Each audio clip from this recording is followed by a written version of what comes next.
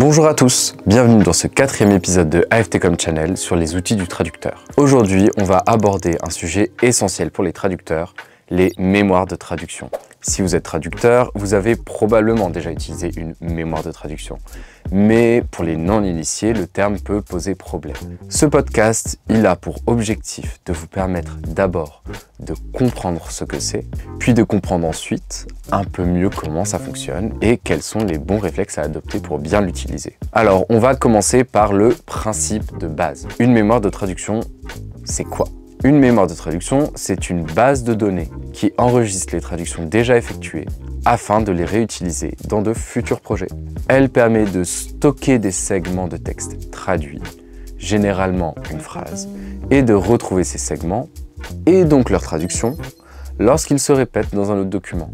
Cela vous permet de gagner du temps et d'assurer la cohérence stylistique et terminologique d'un projet à l'autre. Alors, une mémoire de traduction, comment ça fonctionne? Lorsqu'un traducteur travaille sur un projet, le logiciel de TAO analyse le texte et le divise en phrases. Si la phrase est un segment, on peut voir le projet de traduction comme un livre bilingue dans lequel chaque phrase a une équivalence. Pour filer la métaphore, on va parler ainsi de la mémoire de traduction comme une sorte de grande bibliothèque automatisée.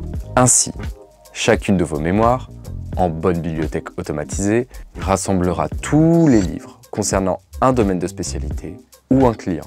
Quand vous assignez une mémoire spécifique à un projet, votre logiciel de TAO va automatiquement chercher dans cette bibliothèque les phrases similaires pour vous donner leurs équivalences et vous indiquer aussi dans quel projet, dans quel livre, ce segment a été retrouvé.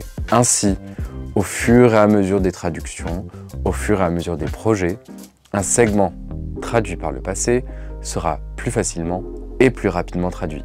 Alors, quels sont les avantages des mémoires de traduction? Eh bien d'abord, au-delà de la rapidité, c'est la cohérence. Utiliser une mémoire de traduction assure une uniformité terminologique et stylistique tout au long d'un projet, voire sur plusieurs projets dans le temps. Cela est particulièrement important pour des documents longs ou pour des clients qui exigent un style homogène et tout simplement pour garantir que votre public cible ne sera pas perdu entre les différentes manières de désigner, par exemple, un arbre. Deuxième aspect positif, le gain de temps.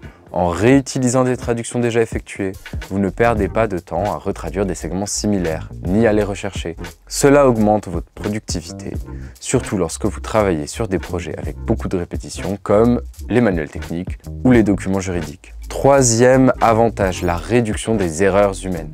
Puisque le logiciel récupère automatiquement les segments traduits, vous minimisez les risques d'oubli ou d'erreur dans la traduction de parties du texte que vous avez déjà traitées et qui sont parfaites en l'état. Il ne vous reste donc qu'à vérifier que la traduction déjà effectuée était bien pertinente et conforme à ce que vous attendez pour votre nouveau projet. Alors, quels sont les outils qui permettent d'intégrer les mémoires de traduction? Il y a plusieurs logiciels de TAO qui intègrent les mémoires de traduction et parmi les plus populaires, on trouve évidemment Trados, MemoQ ou encore WordFast. Ces outils offrent des fonctionnalités avancées telles que la gestion de mémoire partagée au sein d'une équipe de traducteurs. Alors là, maintenant, on va se demander comment optimiser l'utilisation des mémoires de traduction. Tout d'abord, vous procédez à la vérification de la qualité des segments traduits. Une mémoire de traduction, elle n'est utile que si elle contient des traductions de bonne qualité. Il est donc important de bien réviser les segments traduits avant de les enregistrer dans la mémoire. Deuxième aspect important, l'utilisation de filtres et de la pré-traduction. Les logiciels de TAO permettent de filtrer les segments selon différents critères. Par exemple, les segments exacts ou les segments similaires. Vous pouvez aussi utiliser la pré-traduction pour remplir automatiquement les segments avec les suggestions issues de la mémoire de traduction. Troisième aspect important, la mise à jour régulière de votre mémoire. Il est conseillé de mettre à jour les mémoires de traduction au fur et à mesure que vous travaillez sur vos projets. Cela permet d'enrichir la mémoire et de l'adapter à de nouveaux termes ou de nouveaux contextes. De plus, il n'est pas exclu que vos traductions puissent, au fur et à mesure, être améliorées, précisées. N'hésitez donc pas à corriger vos traductions précédentes et à nettoyer la mémoire. Comment on fait pour gérer les mémoires de traduction dans un projet? La gestion des mémoires de traduction elle dépend du type de projet et des outils utilisés. On l'a dit, dans un projet collaboratif, il est possible de créer une mémoire partagée où tous les traducteurs travaillent sur la même base, ce qui garantit une cohérence totale. Alors, quels sont les points essentiels à retenir sur les mémoires de traduction? On commence par le gain de temps. Le gain de temps par la réutilisation des traductions déjà réalisées. On continue en parlant de la cohérence grâce à la répétition des segments traduits, en particulier pour les projets longs ou récurrents.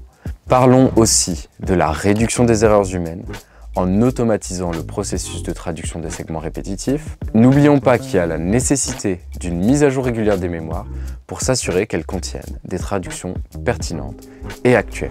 Pour conclure, les mémoires de traduction, ce sont des outils puissants qui peuvent considérablement améliorer la qualité, la cohérence et l'efficacité de votre traducteur.